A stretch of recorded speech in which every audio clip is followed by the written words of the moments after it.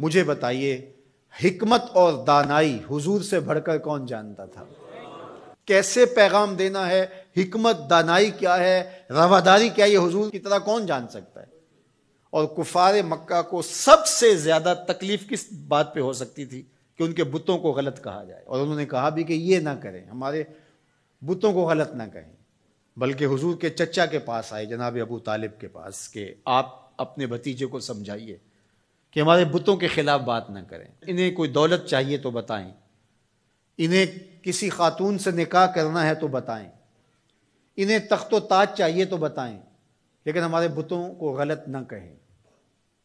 تو حضور کے چچا حضور کے پاس آ کر کے کفار کی یہ بات سنانے لگے، تو آقا کریم نے کیا کہا؟ یا امی لو وضع الشمس فی یمینی والقمر علی یساری، میرے چچا اگر یہ سورج کو میرے دائیں ہاتھ پہ رکھ دیں اور چاند کو میرے بائیں ہاتھ پہ رکھ دیں، اگرچہ ان کے لیے ممکن نہیں ہے، لیکن اگر یہ کر گزریں اور کونین کے خزانے میرے قدموں میں رکھ دیں، میں بتوں کو پھر بھی غلط کہتا رہوں گا، بتوں کو پھر بھی جھوٹا کہتا رہوں گا۔ میں آپ کو یہ بات بتانے جا رہا ہوں وہ یہ کہ کفار مکہ کو سب سے زیادہ تکلیف اس بات کی تھی کہ کوئی ان کے بتوں کو غلط کہے، اور حضور سے بڑھ کر حکمت کون جانتا تھا؟ تو چلو اس بات کو آخر میں رکھ لیا جاتا، لیکن حضور جانتے تھے دین کی بنیاد ہی یہی ہے، کانٹے بچھتے ہیں، گڑے کھدتے ہیں، جو بھی ہوتا ہے ہوتا رہے، لیکن لا الہ ہمارے کلمے کا آغاز یہاں سے ہوگا، پھر الا اللہ کہیں گے۔ پوری کائنات بچھ جائے تمہارے لیے، تمہیں آسان قرضے دے دے، تمہارے قرضے معاف کر دے، اس شرط پر کہ تمہاری رواداری اس طرح ہو کہ تم غلط کو غلط نہیں کہو گے، تو ہمیں یہ شرط قبول نہیں کرنی چاہیے۔ مختلف ادوار کے اندر ہر حکمران یہ کرتا ہے کہ وہ رواداری کے نام سے شریعت کی حدود سے تجاوز کرنا چاہتا ہے۔ شریعت کسی کے گھر کی لونڈی نہیں ہے، میرے محبوب کا لایا ہوا نظام ہے۔ 25 دسمبر ہو یا کوئی اور دن، ہولی ہو یا دیوالی یا کوئی اور موقع ہو، غیر مسلموں کے ساتھ ہمیں رواداری کا جو سبق ہمارے دین نے ہمیں دیا ہے ہمیں اچھی طرح سے یاد ہونا چاہیے۔ ہم نے غیر مسلموں سے رواداری کا طریقہ مغرب سے نہیں سیکھنا، آمنہ کے لال سے سیکھنا ہے۔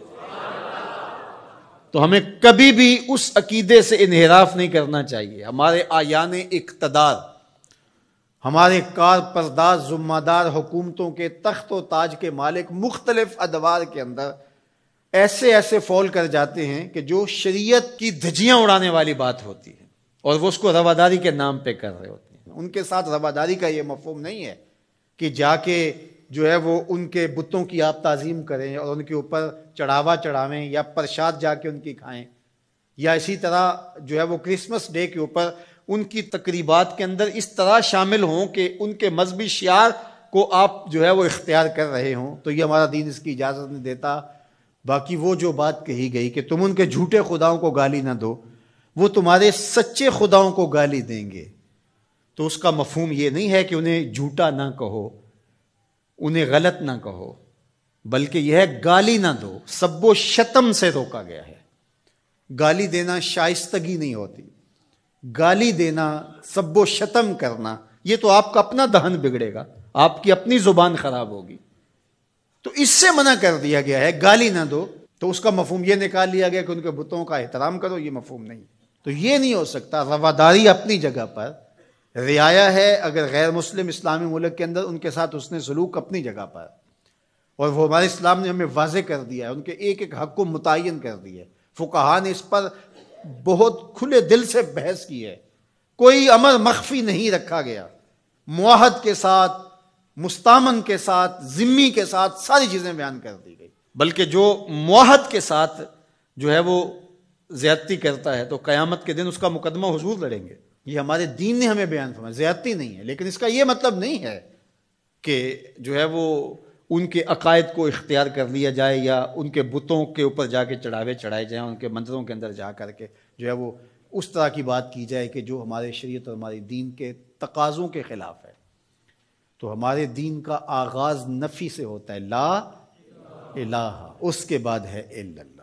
تو اللہ کے علاوہ کوئی معبود نہیں ہے، اللہ ہی معبود حقیقی ہے، وہی معبود برحق ہے۔ ہماری پیشانیاں صرف اس کے حضور جھکیں گی، اس کے علاوہ ہماری پیشانی کسی کے آگے سجدہ ریز نہیں ہوگی۔